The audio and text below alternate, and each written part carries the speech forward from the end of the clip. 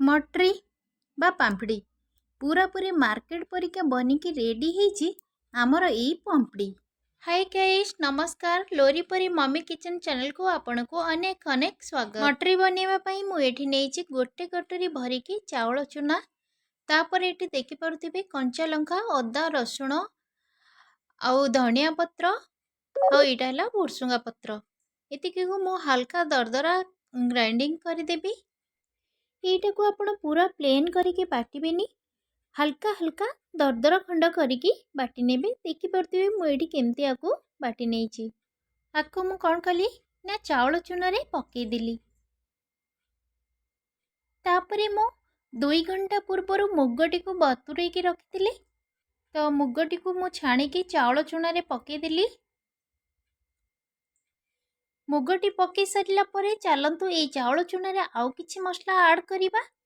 मोर ये वीडियोटी को आपण माने कोठु कोठु देखुचंती कमेंट सेक्शन ने निश्चय जणांतु। जदि आपण मानको ये वीडियोटी भलो लागिथिबो तेबे लाइक शेयर सब्सक्राइब करबा को बिल्कुल भी भूलंतुनी। तापरे मु एतरे पके देली स्वाद अनुसार लूण, गोटे बड़ चमच चाट मसला आ गोटे बड़ चमच लंका पाउडर, गोटे चमच जीरा मध्य पके देली। तापरे गोटे चमच कला जीरा पके देली, गोटे चमच पान मधुरी। एटा को देखि पारुथिबे एटा हला कला खसा। आपण मानक पाखरे जदि धला खसा थिबो तेबे आपण निश्चय पकेबे। मो पाखरे धला खसा अवेलेबल नथिला तो मो ए कला खसाडी थिला, मु याको पके देली। तापरे मु एतरे दे देली गोटे चमच जुआणी। जुआणीटी को हाथ रे मु क्रश करके देइची। देखि पारुथिबे टिके भलो फ्लेवर आसीबो। तापरे सब को मु मिक्स कर देली। एटा हला मेन पॉइंट जे आमे एठी बिल्कुल भी ठंडा पानी रो व्यवहार करिबानी। एई जगह रे आमे गरम पानी रो व्यवहार करिबा। पानी टी को पूरा फुटे नियंतु। एठी आमे गरम पानी दबा। लक्ष्य करिवे आपणकर जेतिकी चावल चूना थिबो सेई अनुसार गरम पानी को सेतरे ढाली देबे। लक्ष्य करिके आपण ढालिबे काहेकि ना बेसी पतला हेइ जिवो।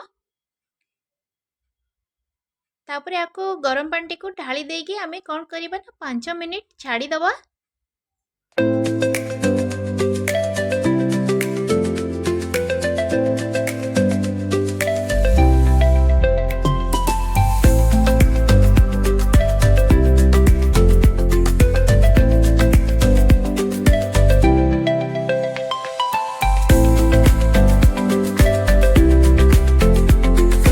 तापरे 5 मिनिट पर मुआको अटा परी दली देली।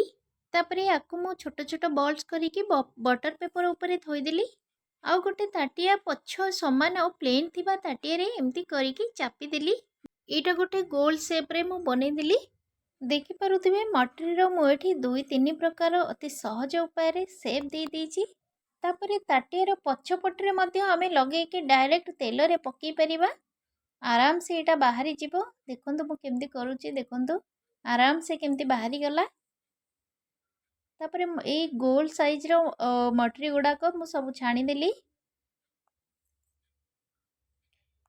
गैस रो फ्लेम को बिल्कुल भी हाई रे रखिबेनी। हाई रे रखिले एटा पोड़ी जीवो बा कला पड़ी जीवो। पूरा लो फ्लेम रे रखी कि आपण आकु छाणीबे। देखंतु गोल शेप रे जति कि मटरी मु पकेइथिली से गुडा को एबे हेई गलानी। तापरे मु एबे मटरी गुडा कर स्क्वायर साइज शेप देबी। देखंतु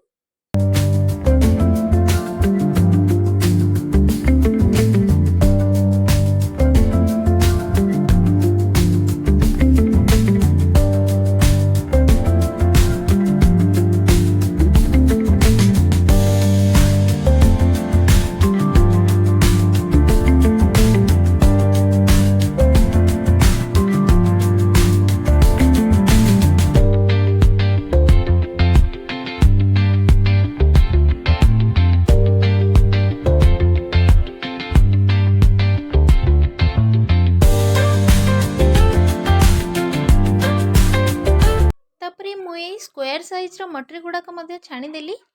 आकु मु बेलिकी स्क्वायर साइज करी काटिकी मु पकेइली। आपण देखि पारुथिबे बहुत पतला पतला मध्य हेची। जो गोल रे मु शेप देइथिली सेटा टिक्के मोटा हेतिला, काहेकि मु सेटा को बेली नथिली, हाथ रे करथिली।